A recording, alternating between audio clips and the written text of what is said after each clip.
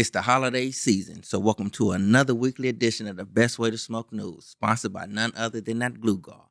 Get you some Cali gall, and we got it. No drip lip. Stop drinking spit. I mean, yeah, no drip lip. He like to drink spit. Man, no, I don't. And this That's is why. presented to you by Serpo. And Big J. Yup. And licensed cannabis dispensaries in Massachusetts have surpassed $7 billion in sales since adult use market launched in 2018. That sounds like a big win to me on the economy over there. Man. Regulators noted that the adult use sales milestone was reached ahead of Green Wednesday. What is Green Wednesday? The day before Thanksgiving, which is regularly one of the biggest sale days for cannabis retailers. That's kind of new to me. I did not know it was Green Wednesdays, and you can go, I guess, get Black Friday deals on your butt. Yeah, tap in, man. Stay informed. Yes.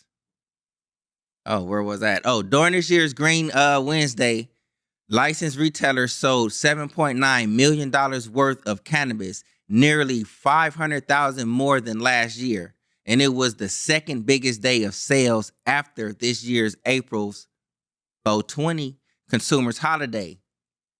These sale figures demonstrate that Massachusetts consumers remain loyal to their local cannabis businesses. They trust the Commonwealth's regulated marketplace and tested products, and they will continue bolstering the longest running adult use cannabis market along the East Coast. We look forward to tackling ongoing policies matters in 2025 that will further strengthen our market. Beyond recent regulatory changes for delivery and micro business licenses, and the upcoming implementation of the new social consumption framework. So Massachusetts is over there, like, you know what I'm saying? It seems like they trailblazing as far as like legalization of this. You know what I'm saying? So the shops out there, it seems as if like they hand in hand with the community. The community is hand in hand with the shops. Right. You know what I'm saying? So keep it right, get it right. Man, keep it right, get it right. Hey, man, California, we got some new stuff coming for cannabis in 2025. California new laws for 2025 cannabis cafes and entertainment zones. Starting January 1st, alcohol and cannabis sales could expand in some parts of California thanks to two new laws that aim to increase Central City foot traffic, which has yet to fully recover from the COVID-19 pandemic. Senate Bill 969, authorized by the state Senate Scott Weiner, will let local governments designate entertainment zones where bars and restaurants can sell alcoholic beverages for people to drink on public streets and sidewalks. What that means is kind of like Vegas. You feel me? Some organizers, such as the California Alcohol Policy Alliance, oppose Senate Bill 969 because it could contribute to drunk driving accidents and increase alcohol mortality rates. I kind of agree.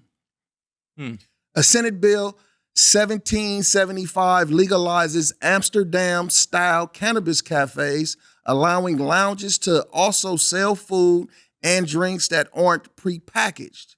After opposition from the American Heart and Lung Association and Newsom's veto of a similar bill in 2022, Assembly Bill 1775 includes additional protections for workers against secondhand smoke. Lots of people want to enjoy legal cannabis in the company of others. Bill author, Assembly member Matt Haney, also a San Francisco Democrat, said in a statement, and people want to do that while sipping coffee, eating a sandwich, or listening to music. There's no doubt that cannabis cafes will bring massive economy, cultural, and creative opportunities and benefits to our state. I agree. Let's keep it moving. Secondhand smoke. Before we go on, I just don't want to relate secondhand smoke with cannabis because it's like if you're getting secondhand smoke from cannabis, I call that secondhand high. Leave that secondhand smoke to the other stuff. Oh, Illinois Governor J.B. Pritzker, I believe I said that right, has endorsed a measure to set the age limit for purchasing intoxicating hemp products at 21 years and limit the sale of hemp products to only licensed dispensaries. The proposal includes new testing requirements for hemp-derived cannabinoid products and rules to prevent product packaging that either mimics other popular brands or could be attractive to children. Cuzzo was like, you know what I'm saying? I believe he in with that one, like, you know what I'm saying? Don't make it attractive to the kids. Facts. You know what I'm saying? This regulatory gray area has created a loophole that put Illinois consumers of all ages, but particularly children, in danger while an underground market flourished. The exact opposite of what Illinois has done by regulating our cannabis industry. We're closing the loophole and protecting Illinois of all ages by incorporating these products into the regulated and equitable system of dispensaries already in place in the state. You know what I'm saying? So I believe that's kind of like certain measures. Legally, I would just believe, you know what I'm saying, you can market it the way you want to. You know what I'm saying? But then if you're going underground, it's like it's pretty much no limit right there. You know what I'm saying? Get your dollar. You know what I'm saying? But if you're going in a licensed spot and you got something that says Zittles or something, Right. get you some. Man, they should have a big sign on it that say for adults. Oh, read the labeling. Man, proper labeling. Do that. Moving on. Hey, look, the cannabis industry in California could face new hurdle in 2025. With federal legalization now perhaps a far-off pipe dream as Republicans descend into the White House and Congress to assume full control of the government, one of the chiefs for California's badly ailing pot industry has perhaps been dashed. While it wouldn't solve every problem by a long shot, federal legalization would at least open up new markets for cannabis companies that are prepared to import and export their products, and at least theoretically give a big boost to smaller firms to including local dispensaries. With an unstoppable federal government, it's impossible to know for sure whether legalization might happen despite general GOP opposition. But the prospects don't look good. You know, a lot of us been thinking other things though, man, so we got to pay closer attention. Man, so here we go. Don't look good, and that it leaves California pot companies sitting with the problems they've had ever since California's voters legalized weed 8 years ago.